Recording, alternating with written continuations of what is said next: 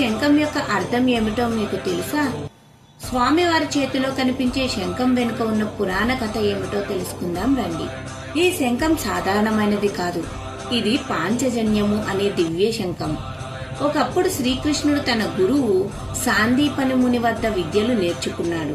గురుదక్షిణగా గురువు తన కుమారుడిని తిరిగి తీసుకురమ్మని కోరాడు. కృష్ణుడు సముద్రంలోకి వెళ్లి పంచజనుడు అనే రాక్షసుడిని సంహరించాడు. అతని శరీరంలో ఒక దివ్య శంఖం కనిపించింది. అదే పాంచజన్యము. తర్వాత శ్రీకృష్ణుడు యమలోకానికి వెళ్లి గురువు కుమారుడిని తిరిగి తీసుకొచ్చాడు. తిరుమలలో శ్రీ వెంకటేశ్వర స్వామి ఎడమ చేతిలో ఉన్న శంఖం శుభ ప్రారంభానికి సంకేతం, రక్షణకు చిహ్నం.